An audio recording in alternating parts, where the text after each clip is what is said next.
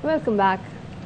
आगाज में आपको बताएं, इदारों के खिलाफ नाजेबा जुबान, मुल्क भर में FIR का इंदराज। सेनेटर आजम स्वाति को बलूचिस्तान से सिंध मुंतकिल किया जाएगा। आजम स्वाति को लाने के लिए वज़ीर आला सिंध का तैयारा कोयटा पहुंच गया।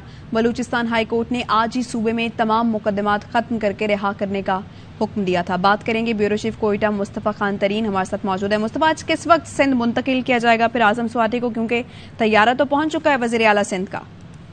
FIR के हवाले से जो मामला है वो इस वक्त तक पेचीदगी का शिकार है। सूबे में 5 FIR शो की गई थी, जिन्हें खत्म करने का आज बलूचिस्तान हाई कोर्ट ने हुक्म देते हुए आजम स्वाति की रिहाई का हुक्म दिया था। लेकिन इस वक्त तक आजम स्वाति रिहा नहीं हो सके और जराये का ये बताना है कि सिंध पुलिस सरकारी जहाज लेकर कोयटा पहुंच गई है और आजम स्वाति को मुमकिन तौर पर किसी भी वक्त सिंध मुंतकिल किया जा सकता है। लेकिन बलूचिस्तान हाई कोर्ट का हुक्म सामने आने के बाद विंदर के इलाके से जो जिला हब का इलाका है वहां से भी एक FIR सामने आ गई आजम स्वाति के खिलाफ, जो गुलाम फारूक नामी शहरी की मुद्दत में दर्ज की गई है। ताहम इस वक्त तक ये नहीं कहा जा सकता कि इस एक FIR की बिना पर बलूचिस्तान पुलिस आजम स्वाति को रोके देगी या सिंध पुलिस आजम स्वाति को सिंध मुंतकिल कर सकेगी। लेकिन आजम स्वाति के साहिबजादे उस्मान स्वाति ने ये खदशा जाहिर किया है कि आजम स्वाति को जल्द अज जल्द सिंध मुंतकिल किया जा रहा है और सरकारी तैयारा इस वक्त भी कोयटा एयरपोर्ट पर मौजूद है। आजम स्वाति की सेहत के हवाले से उनके बेटे ने जो है इस अमर का इजहार किया कि उनकी सेहत खराब है, लेकिन इसके बावजूद उन्हें रिहा नहीं किया जा रहा। बहुत शुक्रिया आपका मुस्तफ़ा। आगे बढ़ें और आपको बताएं कि अबरार की वार, इंग्लिश बैटिंग तार मिस्ट्री बॉलर ने पहले टेस्ट के पहले ओवर में ही विकेट उड़ा दी और फिर इंग्लिश बैटिंग लाइन के परखचे उड़ा दिए। अबरार की 7 विकेटों की बदौलत खतरनाक इंग्लिश टीम 281 रन तक ही महदूद रह पाई। अबरार अहमद की बॉलिंग ने इंग्लिश बल्लेबाजों के साथ साथ अलीम डार को भी चकरा दिया। मायानाज पाकिस्तानी अंपायर 2 बार धोखा खा गए। LBW आउट न दिया, लेकिन रिव्यू पर अलीम डार के फैसले गलत साबित हुए। और नाज़रीन, इस परफॉर्मेंस के बाद अबरार ने क्या कहा, आपको वो भी दिखाते हैं। कि भाई मेरे यही बता रहे थे कि घबराना नहीं है, जो आप सिंध की तरफ से करते रहो वही करते रहना, इंशाल्लाह कामयाबी मिलेगी। एक इंटरव्यू में बोला था कि मेरी जो फेवरेट विकेट है वो जो रूट और बेन स्टोक है, अल्लाह ने अचीव करवा लिया। जो खुशी है वो तो लफ्जों में बयान नहीं हो सकती। कराची किंग्स से 2017 में मैं खेला था, फिर अनफिट हुआ था, 1-2 साल मेरे बेड रेस्ट पे गुजरे। गोल तो बनाया हुआ है कि इंशाल्लाह दूसरे इनिंग में भी पंजा लगाऊं, मेरे परफॉर्मेंस से मेरी पाकिस्तान की टीम जीते। आगे बढ़े और आपको बताएं कि डेली मेल के सहाफी डेविड रोज ने मॉफी गेम का पर्दाफाश कर दिया। शहबाज शरीफ के खिलाफ स्टोरी देने वाले बरतानवी सहाफी डेविड रोज ने ट्वीट में लिखा है, अखबार का मॉफीनामा सिर्फ एक नुक्ते पर मुहित है, दीगर इल्जामात पर मौजरत नहीं की गई। शहबाज शरीफ पर मनी लॉन्ड्रिंग के इल्जाम अब भी मौजूद हैं। डेली मेल में तस्लीम किया कि ये हमसे गलती हुई। जिस तरह डेली मेल ने माफी मांगी, आप भी माफी मांगे। डेली मेल की माफी की हकीकत खुल गई। रिपोर्ट शाये करने वाले सहाफी ने दूध का दूध पानी का पानी कर दिया। हुकूमत के माफी गेम का पर्दाफाश हो गया। हमसे गलतियाँ हुई होंगी, क्यों नहीं, इंसान है, इंसानों से गलतियाँ होंगी। बरतानवी सहाफी डेविड रोज ने ट्वीट किया, जारी करदा मुआफीनामा सिर्फ एक नुक्ते पर मुहित है। अखबार ने मजमून में दीगर इल्जामात के लिए मुआवजत नहीं की। मनी लॉन्ड्रिंग से मुतालिक इल्जाम अब भी मौजूद है। करप्शन का एक ठेला भी सबूत के तौर पर ले आए, सारी उम्र सियासत को खुदा हाफिज कह दूंगा।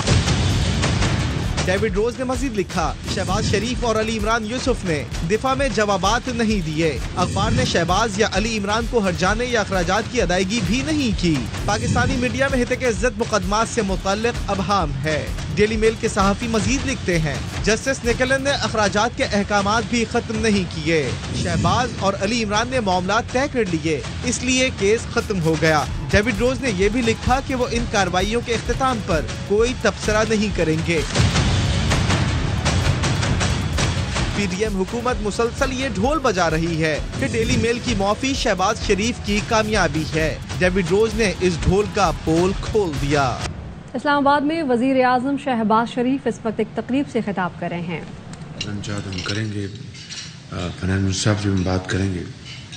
यहाँ पर मैं एक ऑफिसर का नाम लेना जरूरी समझता हूँ, lieutenant general Akhtar Nawaz, chairman NDA में, नाउ इज प्रॉब्ली को कमांडर मुल्तान। बड़ी मेहनत से काम किया उन्होंने। पॉलिटिकल साइड पे احسن اقبال صاحب, محترمہ شہری رحمان صاحبہ, محترمہ شازیہ مری صاحبہ, سردار ریاض صادق صاحب, فائنانس منسٹر اسحاق ڈار صاحب, اور درجہ بدرجہ تمام پروونشل چیف منسٹرز نے بھرپور اپنا کردار ادا کیا ہے. So we have a model in front of us.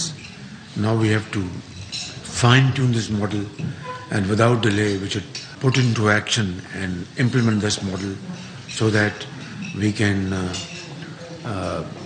save Pakistan and Pakistanis as much as possible from, God forbid, any further future catastrophic situation, and also prepare ourselves in real terms so that if, God forbid, if there is such situation, we are absolutely ready to meet that challenge. And of course, Maryam Aurangzeb, Minister of Information, she did a remarkable job, remarkable. Not only within Pakistan, but also outside Pakistan. She was able to make and capture very, very critical moments which were then reflected at international forums, and those were very emotional clips, and I saw for myself that even stone-hearted people, their stones got melted through these videos. So, and even otherwise, she had covered these visits wonderfully well.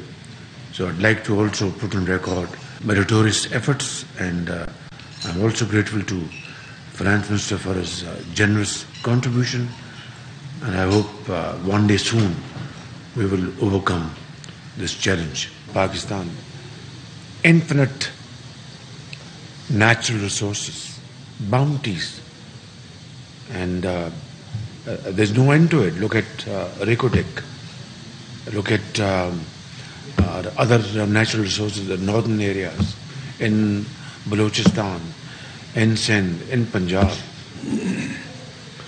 Just to mention about Reko-Dik, it has in it natural resource in terms of gold and copper, or copper and gold, to the tune of billions and billions of dollars. But as I speak, many years have passed. We have not been able to dig out even a kilo of gold or copper, but we have lost billions of dollars in terms of penalties, fees of lawyers, traveling expenses, and attending arbitration centers in Paris and London and whatnot. Nations are not built like this. Poverty will not go like this. We will not empower our society like this. It will only happen if we move towards the direction which not only Quran Kareem has set for us. Prophet, peace be upon him, Muhammad sallallahu alaihi wasallam, showed us the path, and Qaid Azam.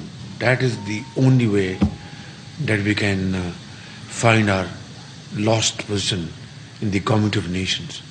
There is no other way. So I think while you are doing a great job for this nation, your sacrifices are hugely respected by the people. Your institution is hugely respected by the people of Pakistan. It's extremely important that we team our efforts together, and through unison and through united efforts, we march together if we have to really salvage this situation. There's no other way.